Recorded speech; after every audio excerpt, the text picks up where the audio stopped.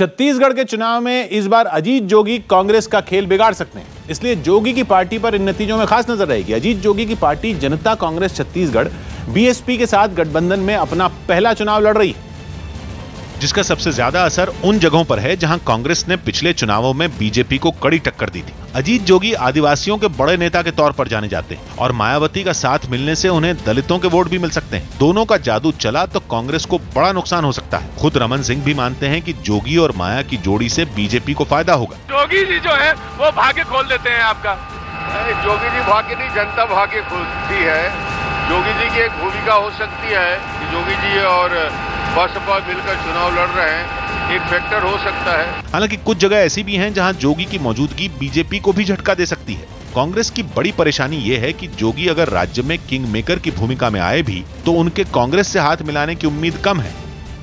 इसीलिए माना जा रहा है कि जोगी माया गठबंधन इस बार कांग्रेस को बड़ा झटका दे सकता है। छत्तीसगढ़ की कुल 90 सीटें में ऐसी 40 सीटें हैं जहां मायावती और जोगी की जोड़ी बड़ा असर डाल सकती है। इन सीटों पर बीजेपी और कांग्रेस के बीच पिछले चुनाव में कड़ी टक्कर रही थी। बीजेपी ने इन 40 में 20 सीटें जीती थी, कांग्रेस ने 19 सीटें जीती, एक सीट अन्य के खाते में गई। इन 40 सीटों में 20 सीटें नक्सल प्रभावित मानी जाती हैं और 29 सीटें ऐसी हैं जिन पर आदिवासी वोटर निर्णायक भूमिका में है। अगर मायावती और अजीत जोगी के गठबंधन ने कांग्रेस के वोट काटे तो इसका सीधा फायदा बीजेपी को मिलेगा। राजस्थान के चुनाव में प्रधानमंत्री नरेंद्र मोदी ने प्रचार के आखिरी दिनों में ताबड़तोड़ रैलियां की। नतीजों के दौरान उन सीटों पर खास तौर पर नजर रहेगी जहां प्रधानमंत्री प्रचार के लिए पहुंचे। देखना अहम होगा कि पीएम के प्रचार वाली सीटों पर बीजेपी की हालत कैसी रहती है, क्योंकि प्रचार के आखिरी दिनों में बीजेपी ने राहुल गांधी और कांग्रेस पर हमले तेज कर दिए। खुद प्रधानमंत्री ने अपनी रैलियों में राहुल को निशाने पर लिया। तकरीबन हर रैली में पीएम ने कई बार अपने भाषण में नामदार शब्द का इस्तेमाल किया। ये नामदार के रिश्तेदार, उन्होंने मुफ्त के भाव से किसानों से जमीन हड़प ली।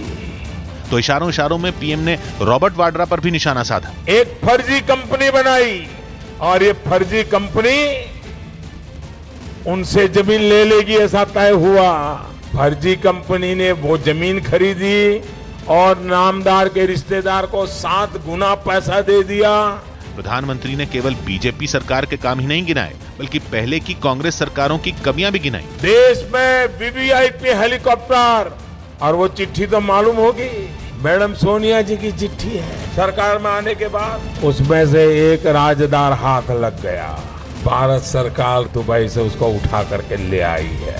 अब ये राजदार राज खोलेगा, पता नहीं बात का तक पहुंचेगी। भ्रष्टाचार के लिए कांग्रेस पर तीखे हमले भी किए। बीजेपी को उम्मीद है कि आखिरी दिनों में पीएम के धुआंधार प्रचार का फायदा पार्टी को होगा, क्योंकि इन सीटों में कई ऐसी हैं जहां बीजेपी के उम्मीदवारों को कड़ी टक्कर मिल रही है। राजस्थान में प्रधानमंत्री ने 65 विधानसभा सीटों पर पहुंचकर बीजेपी के लिए चुनाव प्रचार किया। इन 65 सीटों में 58 पर बीजेपी ने 2013 के चुनाव में जीत हासिल की थी, जबकि 6 सीट कांग्रेस ने जीती थी और 1 सीट अन्य के खाते में गई थी। जहां प्रधानमंत्री प्रचार के लिए पहुंचे उनमें 24 सीटें तो बीजेपी का गढ़ है, यानी ऐसी सीटें जहां बीजेपी ने पिछले दोनों विधानसभा चुनाव भी जीते और 2014 के लोकसभा चुनाव में भी बढ़त बना